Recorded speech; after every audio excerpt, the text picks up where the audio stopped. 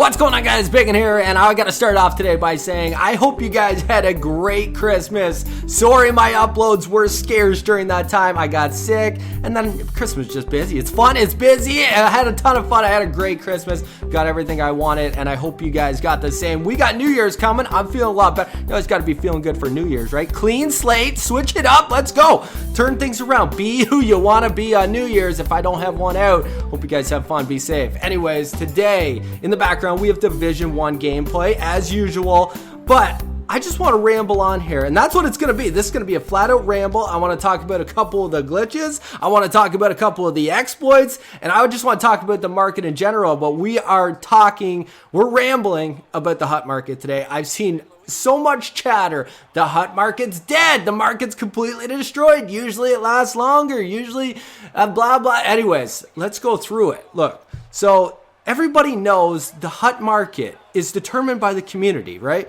We're not forced to set a price on any cards. EA doesn't say, all right, you pulled a Crosby, that is worth at least 35,000 coins. You can go above it up to 100,000. They don't do that. You don't have a set price that you're within. You set it. Well, if you pull a Sid the Kid and you want to sell it for 100 coins, you can do that. You can go ahead and do that. You silly bugger. Why would you do that? But you can do that.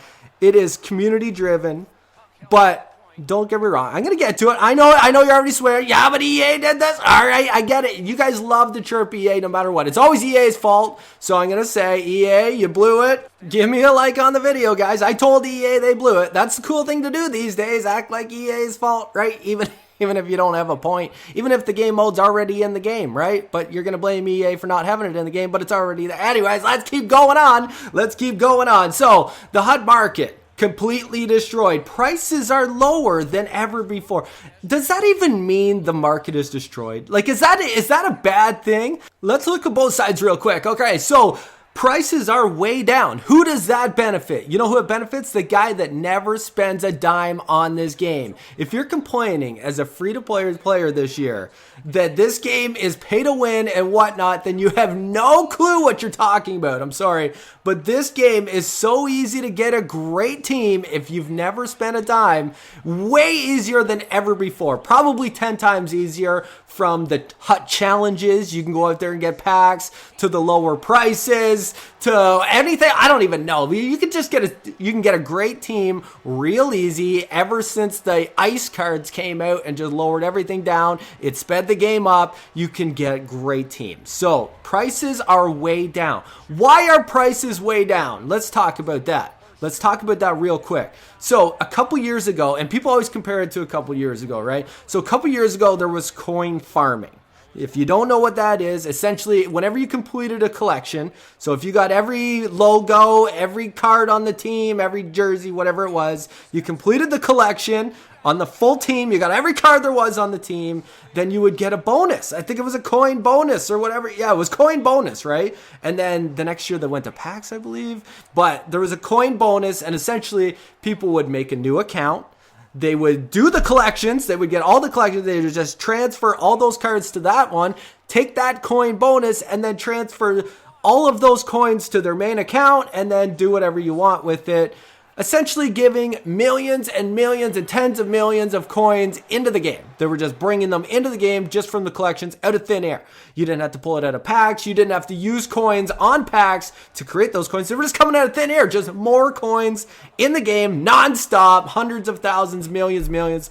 And that's what drove the prices up. That's why those cards, that's why Crosby stayed around 500, 600,000, whatever it was, because it was all relative. Everybody had more coins. If you had 10 times the coins in the game, literally 10 times the coins, and there probably was at that time, if EA literally put a zero behind everyone's coin balance, like if you had 100,000 coins right now, they just put a zero at the end of it, so now you have 1,000,000 coins, all the cards would go up in value because people have way more coins to spend. But if it's way harder to get coins, then people just simply aren't going to spend 500, 600,000 coins on a base card Crosby. They're just not going to do it, right? That card is no longer worth that much. People will bring down the prices to eventually sell their Crosby, and that's where we get our prices from. That's the way it works. People want to sell it. That's why. At least that's part of the reason why. Now, EA can influence supply and demand both. Now, supply is pretty self-explanatory, right?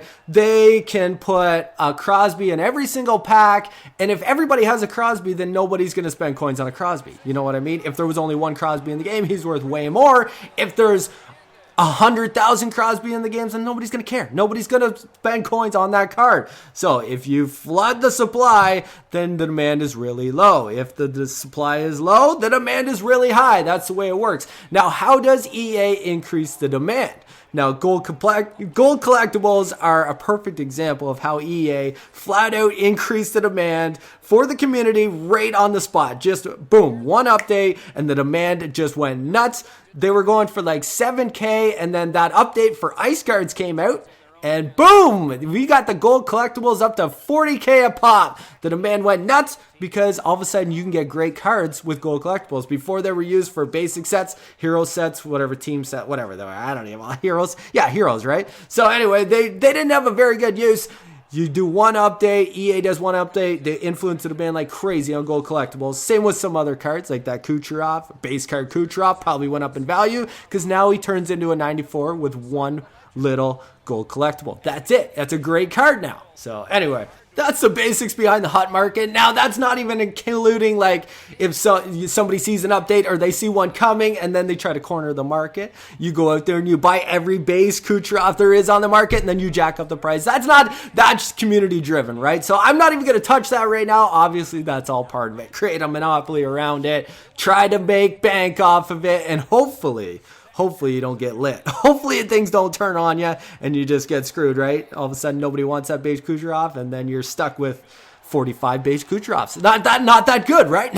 What are you going to do? What are you going to do with it? Anyways, so what I want to talk about now is I want to talk about the exploits in this game, and the same people who have exploited it are the ones whining about the hot market. Now, my favorite one at the start of the year was the slider glitch. It's not really a glitch, it was an exploit, right? So the slider glitch was, you know those hut challenges, you can get great packs, they quite often had great cards, and that's what got a lot of people started in Hockey Ultimate Team this year.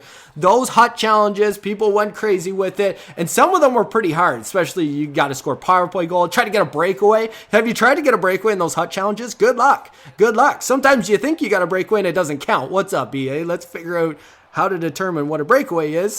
Do you have to be clear cut from the blue line, or what is? I don't even know what it is. There was like 5 different times I'm like, that's a breakaway, talks it, and then I didn't get credit. Anyway, let's talk about hut challenges later. But those hut challenges, some of them were pretty tough. The superstar ones had good rewards, plus the AI is pretty legit, so it wasn't a gimme, and it was really hard to do in one game. Get 3 stars in one game, and that's how you got the pack. Sometimes it took multiple tries. But the slider exploit was you could just turn it down so that the AI was brutal. You could turn your own speed up, turn theirs way down. You're literally just skating through. So I did try it. I skated through the entire team. You could turn your shot power up and you could basically rip it from your own fucking end and just snipe it. It was an absolute joke. Have you ever played on Rookie? It was easier than that. It was easier than playing on Rookie, and you could set your controller down and beat the Rookie. You take one shot, set your controller down, and you will win on Rookie. It's amazing. It's amazing how easy Rookie actually is. But anyways, the same people complaining that the hut market is dead right now are the ones that flooded the market by exploiting the game, by using that slider glitch, going on a different account, getting way more base cards right off the start, and just driving the prices down. Way more supply, very, very similar to coin farming way back in the day, only the difference was, with coin farming, you bring coins into the game, driving all the prices up. With this glitch, or with this exploit, you were just bringing cards into the game, making a greater supply, and then selling them for whatever you could get, because you didn't need those cards, right? Driving all the prices down. Now you get a few thousand people. You had content creators making videos on this. You had Reddit posting this like crazy. You had people using multiple accounts. So even if only 10,000 people knew about this, you got a bunch of guys doing multiple accounts. Let's say they use 5 or 10. You got 50,000 people doing these challenges. Easy. It was just great. So anyway, you're a big contributor to why that got destroyed right off the bat. What sped up the depletion of the hot prices, right? So that was one of them. Now recently, while I was doing Christmas, I didn't get to see this one personally, but I see a lot of people saying the exact same thing. If one person says one thing, that's their opinion. If everybody says the same thing, it's probably true. That's just a little life lesson, right? It's probably true. So there was a pack glitch out. A pack exploit out there. You could buy a bronze pack, and essentially you could make coins on it every single time. 1,000, 2,000 coins every single time just by quick selling it. So you open the pack, you quick sell, and you repeat. And all of a sudden you could just open 1,000, 500,000. You could get 500,000 coins, 500 packs real quick. Just pump them out. Quick pack, Nang packs all over the place. Just get a ton of coins.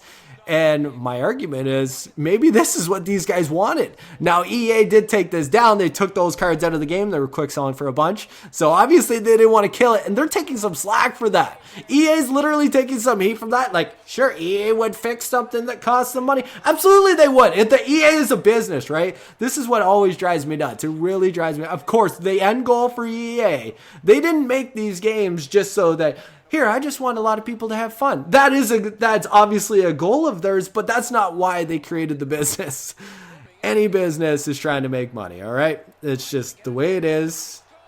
Walmart doesn't open their doors so that I can walk in and buy something dirt cheap. They don't really, like, the end goal for them is to also make money, right? Why don't they just give me that pack of gum that I want? Like, that would make me happy. That would make me happy. They want to charge me for it. It's ridiculous. I don't know why. It's ridiculous. Anyways, so EA takes that out during Christmas holidays, Christmas break. They take that out of the game. They make an exception. Generally, they'd be on holidays because they're people, right? So it is what oh, by the way, EA, you blew it. So to give me that like back. I was defending EA there, so I probably lost your like, but I would like that like back. EA, you blew it again. That's what we got to do here on YouTube's, right? So EA blew it. So people, once again, the community once again exploits the game.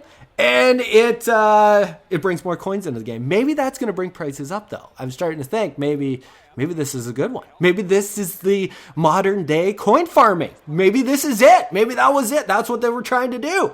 I don't know. Anyways, guys, this was just a rambling commentary. If you like this kind of thing, be sure to hit that like button. I don't know. The hut market, you could say it's ruined because prices are low, but do you want prices high? Then it's more pay to win, right?